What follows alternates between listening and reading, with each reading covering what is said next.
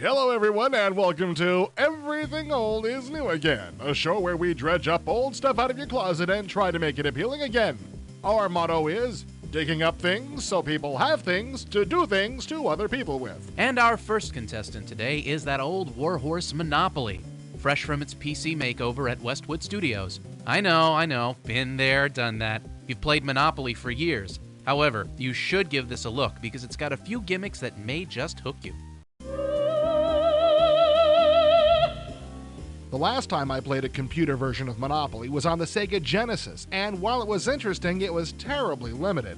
About the only option you could change was the amount of money that each player started the game with. This was frustrating because most of the Monopoly players I know consider the game's rules somewhat flexible. If you're looking for options, Westwood's version of Monopoly has about everything you can think of, along with some stuff that probably never entered your mind. For starters, you can play against up to 7 computer opponents.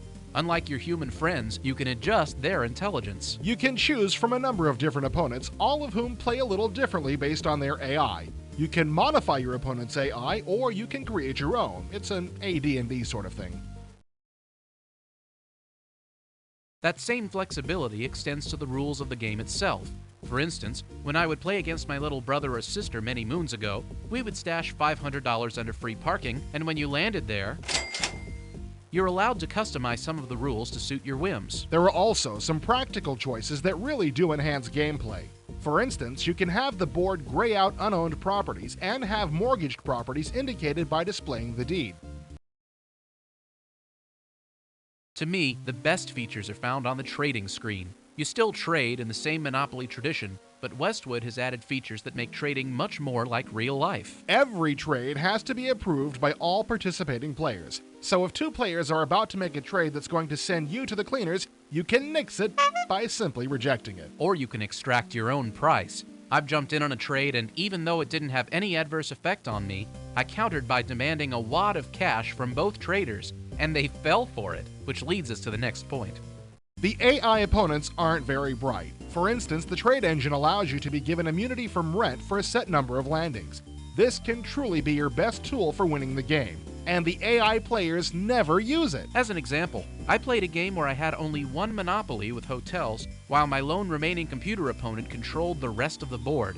Fortunately for me, I had rent immunity for all his properties, while he had to pay on those rare occasions when he landed on mine.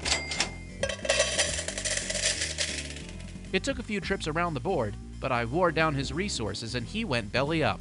Well, rest assured that humans won't be nearly as gullible, which leads us to the game's ever-essential can't possibly create a game worth a damn in the 90s without it feature, multiplayer capability. If you can't find a real person to humiliate, don't blame Westwood. You can play Monopoly on a network or via direct modem, on the internet, and on basically every major online service out there.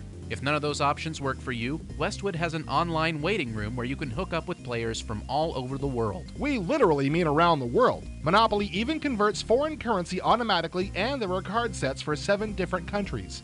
In addition to jazzing up the elements of good old Monopoly, Westwood decided to take advantage of the storage space on CD-ROM by creating animations for just about every action in the game.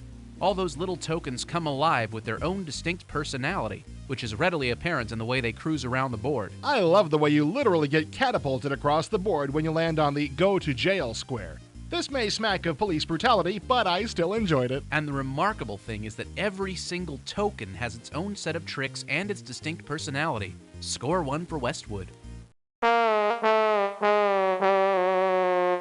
Seeing as this is Monopoly, there's a core audience out there that will buy this regardless of what's in it. The question is, did Westwood make this interesting enough to attract the gamer who isn't a big Monopoly fan? And the answer is yes, with one disclaimer. You get free rent for the rest of the decade? No, though it's a thought. As a multiplayer game against humans, it's a lot of fun. Against the computer, you have to be awfully bad or awfully unlucky to lose even once. Keep that in mind, and you should find Monopoly to be a very pleasant experience.